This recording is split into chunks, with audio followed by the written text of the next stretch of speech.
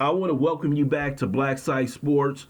Ryan Clark refused to work with Sage Steele, lawsuit alleges. I'm going to read this article by Outkick. ESPN NFL analyst Ryan Clark refused to appear on air for a scheduled segment last year with his co-worker Sage Steele because she had exercised her right to free speech and spoke out against the company's COVID vaccine mandate. Steele alleges in a lawsuit filed against ESPN and parent company Disney. According to the suit, Clark told ESPN executives on November 12, 2021, that he would not appear on an episode of the 12 p.m. Sports Center unless the network replaced Steele, the anchor of the show, with another host. And when ESPN declined, Clark did not show up for his appearance. He should have been fired right away. He should have been let go. Sage Steele has been with ESPN for over a decade, a trusted anchor. This shit don't make no sense. He suffered no penalty from ESPN as a result. The lawsuit, which Outkick Obtain says, at least ESPN is consistent. Clark is just the latest example of double standards at ESPN, which permits left-leaning on-air talents to engage in external behavior without repercussions, while it retaliates against Steele because she does not share their progressive views. The suit points out that fellow SportsCenter anchor Nicole Briscoe, I don't even know who the hell she is, also turned mean girl against Steele. She once replied amen to a tweet, expressed hope that ESPN would no longer permit Steele to cover women's sporting events. Actually, that's not true. Briscoe did not just say amen. In fact, she nearly dared the network to discipline her for publicly criticizing a colleague, saying amen, even if it gets me in trouble. Amen.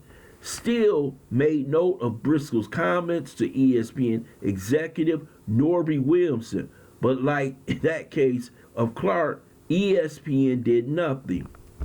What has Steele done to offend her colleagues so much? Are they so fragile that a few questions about a vaccine mandate and Barack Obama's census answers sent them into rage? Maybe, however, most aren't really upset by Steele, he said. They are trying to show what side they are on, and they are using Steele as a foil. Though always there, they divided between Steele and far-left ESPN accelerated in 2020 with the pandemic and the death of George Floyd despite significant pressure. Steele did not succumb to groupthink, and her co-workers wanted to ruin her for her courage and conviction.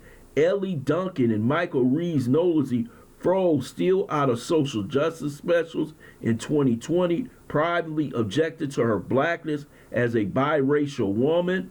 Obviously, ESPN personalities want to side with their spoiled woke like Duncan, not Steele, who has become a network pariah. That is what it is about, hanging with the cool kids. By refusing to appear alongside Steele, Clark was signaling to his bosses and the Duncan types that he's on the right side of the battle. Sage Steele bad, Ryan Clark good. By the way, Ryan Clark is one of the least talented broadcasters at ESPN, working next to Sage Steele, an elite interviewer who would help offset his limitations. Unfortunately, he's too impressed with his own virtue to notice. This is what ESPN has turned into. When this company had Dan Patrick, Chris Berman, and so many others, they stuck to the news. Now everything is about Twitter, the blue check marks. Everybody is, are you down for the cause? Is your fist in the air? Instead of dealing with sports. Sage Steele is a professional. I know many people don't like her. You have the right not to like her. But the woman comes to work and does her job, and she does it well. Another thing, why do all these left-leaning people over at ESPN get to speak out and they're never punished? They act like they own the network. And Ryan Clark is not needed at ESPN. He could be fired today and nobody would miss him. It's because Steele is a conservative. She votes Republican. They know she votes Republican.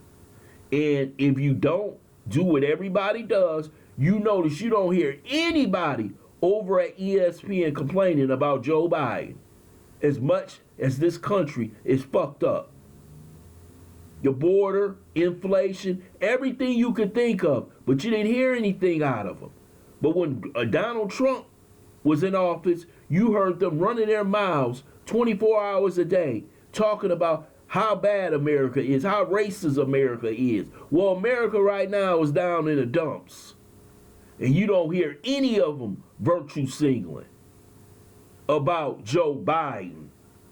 This is all a fucking ruse trying to get this girl to quit her job. And I'm glad she's suing ESPN.